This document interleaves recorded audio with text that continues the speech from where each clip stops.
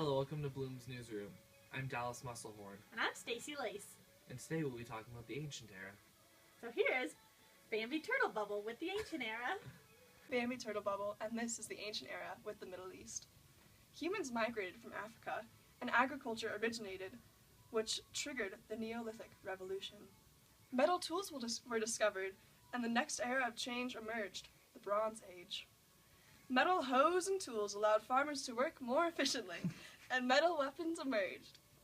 The Indus River Civilization formed, one of the first civilizations of all time. Irrigation for agriculture was developed, and patriarchal structures emerged. Overuse of soil and trees led to erosion and flooding, and the Tigris-Euphrates civilization formed in Mesopotamia. Pottery and art became more developed, and cuneiform, an early type of writing, was developed by the Sumerians. The Sumerians also developed science, including the sun and stars, and abstract thoughts about nature. Ziggurats formed the first monumental architecture in the Middle East, and city-states developed as a major part of Sumerian politics. Kings, nobles, and the priesthood developed and controlled land operated by slaves. Warfare was the main source of these slaves. The Babylonians conquered the Middle East, and their king, Hammurabi, made the first law code, the Code of Hammurabi. Large political units declined in favor of city-states or regional kingdoms, and Phoenicians eventually created a simplified alphabet with only 22 letters. Judaism then became the world's first monotheistic religion.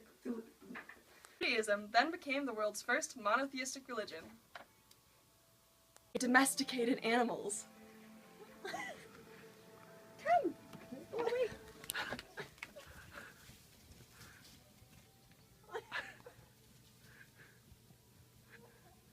The Classical era happened from 600 BCE, that is before Clayton era, to 600 CE, that is Clayton era. And now we're talking about the Middle East in the Classical era.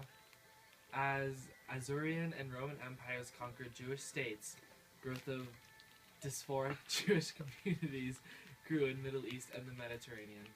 And during 1200 BCE, Middle East was mostly small states after Egyptian and Hittite empires fell. New powers like Assyrians and Persians stepped in, but Cyrus the Great was responsible for establishing a massive Persian empire across the Middle East. Politically, there was a wide tolerance and host of many large languages and cultures. However, they also used strong authoritarian streaks throughout their political journey. They had centralized law and a lot of tax collection. The idea of widespread participation in politics was widely rejected. Rules were made vital infrastructure for empires, like roads, the first postal system, and regularly placed rest stops. This helped connect the Central and Eastern Asia. Substantial bureaucracy with military nobility. Spies were sent out to make sure regional officers remained loyal to the central government. Religiously, there was Zoroastrianism religion, revised polytheistic tradition by introducing monotheism. Animistic religion material existed in the battle between good and evil. Stress moral choice. Live on deferred death. After death. Life after death. Much more spiritual, didn't have human-like gods. Religion had a wide hold. Ideas strongly affected ideas of Christians, Judaism, and Muslims. There was distinct art and architecture from this religion. Now the culture.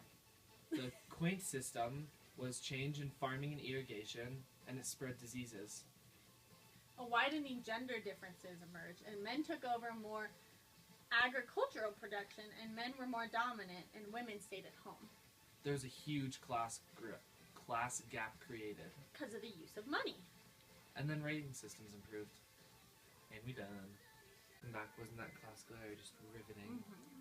Now we're going to talk about the post-classical era. It happened from 600 Clayton era to 1450 Clayton era. So, we're going to go and switch to Skylar Wax in the other newsroom for all the gossip in the post-classical era. Yeah. Hi, I'm going to be informing you of the news of the post-classical era today, from 500 to 1450 CE.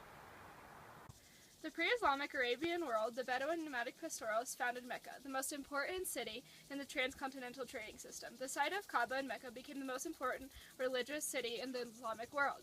Northeast of Mecca was Medina, the birthplace of the Prophet Muhammad, in 610 AD. Under his rule, the Bedouin religion became monotheistic, worshipping Allah. After the Prophet's death, deep divisions between the Sunnis and the Shias caused a split in Islam, lasting till today. Even with internal division, Arabs spread Islam into Africa and Eurasia.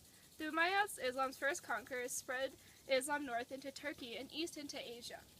At this time, only Muslims were first-class citizens. Their fall was due to a lavish lifestyle and unfit rulers. They were overthrown by the Abbasids and fled to Spain. The Abbasid made Islam a universal religion. The rule lasted from the 9th to the 13th century. The harem and the veil became twin symbols of women's confinement, but Islam retained its appeal because it was monotheistic and all believers were equal in the eyes of Allah. Sufism insisted on a clear distinction between Allah and humans. In Sudanic states, Islam was combined with existing traditions. It was ugly. Now, we're going to be talking about the early modern era. That happened from 1450 to 1750. Now, to my good friend, Stacy Lace. Hi. For the early modern era, Muslim world is essentially destroyed by the Mongols. But then return to the Muslims! The Ottoman Empire was the largest, but there was the Safavid Empire in Afghanistan and Iran, and Mughal empires in northern India. They were the gunpowder empires. So the Ottomans went from frontier warriors to empire builders. They were Turks, fleeing the Mongols and led by Osman. They won because of guns, and so they defeated Constantinople. Huge naval power in the Mediterranean, and their empire spread to Egypt and across North Africa. They threatened Vienna, but then said, nah, we're not going to kill you. Social hierarchy was based on the warfare, so the warrior class was at the top. Then came the army of Janissaries. They were Christian slaves, and they became super powerful. The sultans and their court controlled the people and the economy. Constantinople was restored. The Hagia Sophia was converted from a cathedral to a mosque, and they built aqueducts, and the city was super cool. Architectural blended with Muslim and Byzantine empires. Then came all the coffee houses, mansions, rest houses, schools, hospitals, gardens, and thriving markets. The artisans joined together in guilds. Language switched to Turkish. Then the Ottoman Empire declined. It was a long decline because they were around for about 600 years, so it took a while for them to die. So then, by the 17th century, they started retreating from Russia, Europe, and Arab lands. It was too large to be maintained, and so the regional administration led to corrupt officials and the problems of imperial administration. Leaders went from military leaders to pampered men. So the powers of the military faded. The Ottomans fell further behind Europe. Janissaries didn't want military change because they still wanted to be the best, so there was a lot of conflict. Their Muslim sea power ended, and the empire changed around the world. The empire changing around the world affected the Ottoman finances. Refusal to accept European ideas doomed the empire, so they fell behind scientifically, technologically, commercially, with trade and warfare. The Shia challenge of the Safavids was one of the biggest reasons they failed. The Shia versus Sunni Muslim issue was a big issue. So, the Shia believed that Muhammad's ancestors and successor should be his successor. So it started with the Sufi mystic Salih al-Din wanted to purify and reform Islam, so they became enemies. The Battle of Chaldrins, Shia versus Sunni, battle for everything, is still going on. Ottomans couldn't contain the empire, so the Safavid Empire couldn't move further west.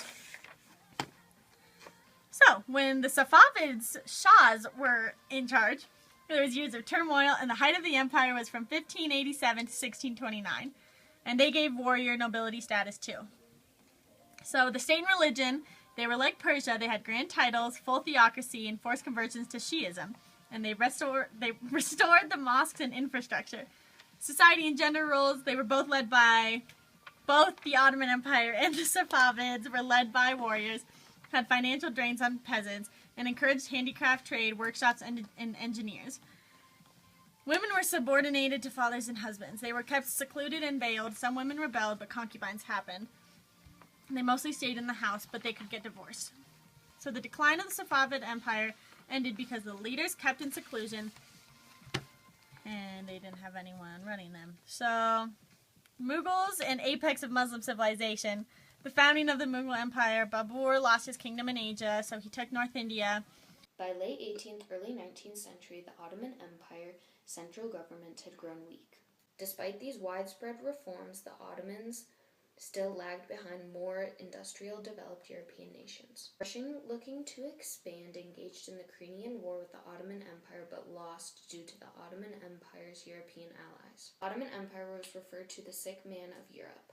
The European question was, should they continue to exist? By 1913, all of the Ottoman Empire territories were independent or taken over by European power.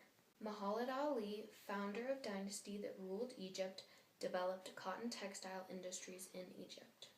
Several leaders in the Ottoman Empire tried to regain power through reforms. Anti-imperial resistance led to the contraction of the Ottoman Empire.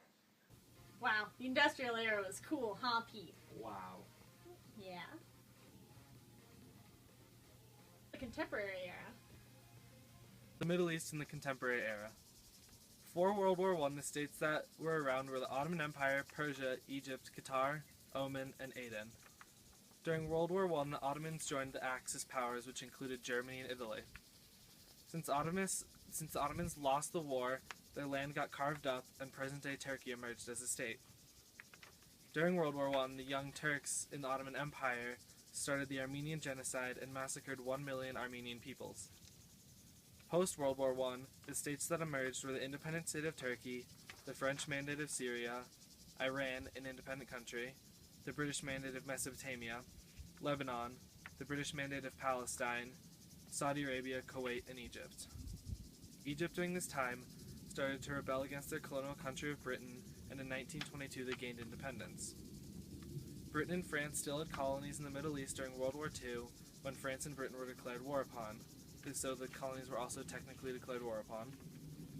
In more recent times, countries such as Saudi Arabia and the United Arab Emirates dominate the oil and gas industries. The United States declared war on Iraq when Saddam Hussein was said to have nuclear weapons. The U.S. also declared war on terrorism after the 9/11 attacks in New York City and put soldiers into Afghanistan and Iraq. The country of Iran is still under Shiite law and is very oppressive to their citizens. Islam is still the most dominant religion in the world today. Also, after World War II, the Zionists wanted a separate state, which they decided on Palestine after they were targeted in World War II.